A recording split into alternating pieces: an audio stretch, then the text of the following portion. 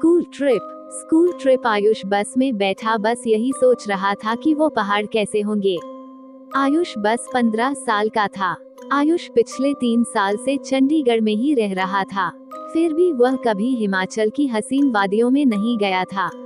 पर उसका सपना इस स्कूल ट्रिप में पूरा होने वाला था। ढेर सारे लंच बॉक्स से खाना खाते हुए और अंताक्षरी खेलते हुए पूरा दिन बीत गया था।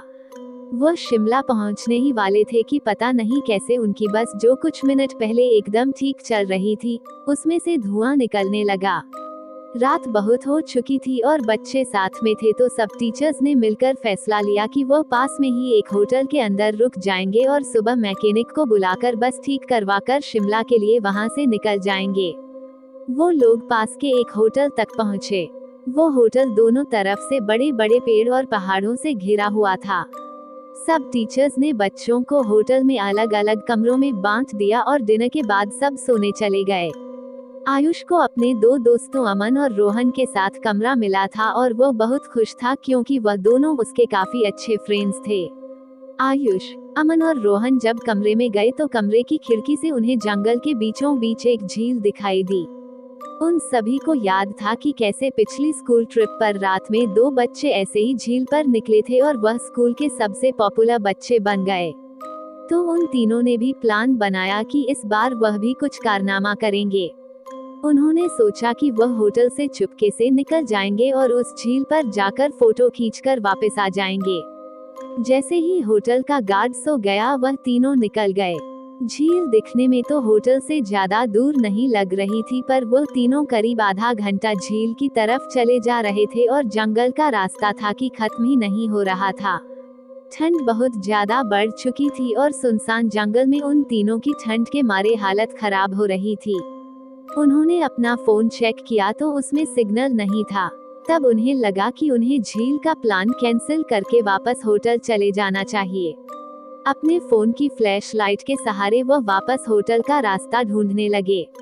रास्ता ढूंढते ढूंढते अमन और आयुब, जो रोहन के थोड़ा आगे चल रहे थे, जब पीछे मुड़े तो उन्होंने देखा कि रोहन वहां था ही नहीं। तभी उन्हें अपने पास से किसी के भागने की आवाज आई। वो बहुत घबरा गए क्योंकि वह रोहन को अकेला नहीं छोड़ सकते थे, तो उन्होंने कुछ कदमों की आवाज का पीछा किया। वीरान और घने जंगल के बीच वह उन कदमों की आवाजों का पीछा करते गए, जो कुछ मिनटों बाद बंद हो गई। रोहन उनको अभी तक नहीं दिखा था, पर अमन और आयुष अब बहुत ज्यादा डरने लगे थे। लेकिन तभी उन्हें ऐसी आवाज आई कि मानो कोई जमीन खोद रहा था। वह धीरे धीरे उस आवाज के पास गए और झाड़ियों के पीछे से उन्होंने देखा कि और कोई नहीं बल्कि रोहन ही जंगल में एक गड्ढा खोद रहा था। उन्होंने डर के मारे रोहन को पुकारा। रोहन उनकी तरफ मुड़ा और उन्हें गुस्से से भरी आंखों से देखने लगा। उसकी आंखें एकदम काली पड़ चुकी थी, जैसे किसी ने उसके अंदर से आंखें ही निकाल ली हों। अमन रोहन के पास गया और उसने रोहन के कंधे पर हाथ रखकर उससे पूछा कि उसे क्या हुआ है। लेकिन रोहन के कंधे पर हाथ रखते ही रोहन अमन के ऊपर चिल्ला उठा।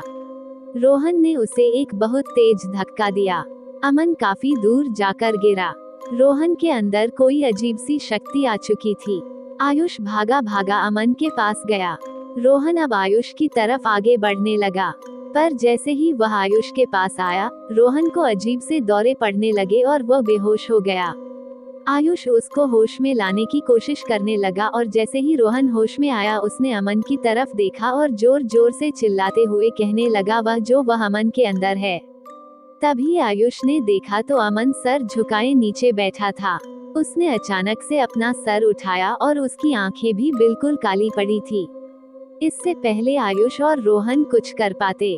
अमन, जो कुछ देर पहले तक चोटिल था, वह उठकर जंगल के अंदर भागने लगा।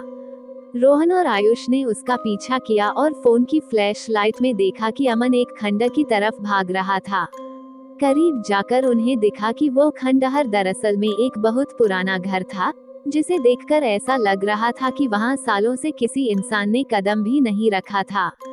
दोनों बहुत ही डरे हुए थे और उनकी आगे जाने की हिम्मत नहीं हो रही थी।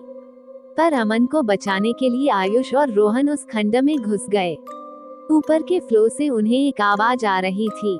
वह आवाज के पास पहुंचे तो जो उन्होंने देखा उस पर उन्हें विश्वास ही नहीं हुआ। उन्होंने देखा कि अमन बेहोशी की हालत में हवा में लटका हुआ था और एक बूढ़ी औरत उससे बात कर रही थी।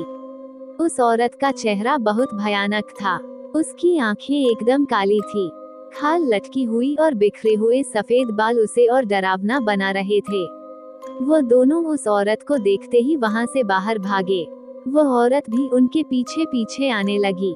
आयुष और रोहन जल्दी से सीढ़ियों से नीचे उतरे और उस खंडक के घर के दरवाजे तक पहुंचे। उन्होंने जब मुड़कर एक बार पीछे देखा तो वो बूढ़ी औरत किसी कीड़े की तरह रेंगती हुई सीढ़ियों से उतर रही थी और उनके पास ही आ रही थी। वो किसी तरह वहां से निकलकर जंगल की ओर भागे और भागते चले गए। भागते भागते उन्हें पता नहीं चला कि कब वो उस झील के पास आ गए थे। जिस झील की तलाश में वह होटल के बाहर निकले थे, रोहन और आयुष दोनों भागते भागते उस झील के अंदर गिर पड़े और डूबने लगे। उन्हें ऐसा लग रहा था कि जैसे कोई उन्हें अंदर खींच रहा हो। आयुष किसी तरह झील से बाहर आ गया, पर उसकी आंखों के सामने रोहन झील में डूब गया और वह कुछ भी नहीं कर सका। आयुष ये सब देखकर इतना घबरा गया कि उसे चक्कर आने लगे और वो वहीं बेहोश होकर गिर पड़ा। आयुष की जब सुबह आंख खुली तो वह उसी होटल के कमरे में था। वह भागकर बाहर गया तो बाहर पुलिस की बहुत सी टीम थी और जमीन पर सफेद चादर में लिपटी हुई रोहन और अमन की लाश पड़ी थी। पुलिस ने तो इसे मर्डर घोषित कर दिया था, पर आसपास के रहने वालों ने बताया कि कई साल पहले उस जंगल में एक बूढ़ी औरत रहती थी। वहां उसका एक घर था। सभी से अलग औरत चैन से रहती थी, पर एक रोज उसके घर को कब्जाने के लिए पास के गांव के कुछ लोगों ने उसके साथ बदसलूकी की और उसे मारकर उस झील में फेंक दिया। तब से कोई भी इंसान रात में जंगल की ओर या उस झील के पास नहीं जाता। कहते हैं कि उस बूढ़ी औरत की आत्मा अभी भी वहां अपने बदले के लिए भटकती है। काश ये बात इन तीनों दोस्तों को पता होती तो शायद आज आयुष के साथ साथ रोहन और अमन भी जिंदा होते। यदि ये कहानी आपको पसंद आई हो तो अपने दोस्तों और अन्य लोगों के साथ शेयर जरूर करिएगा।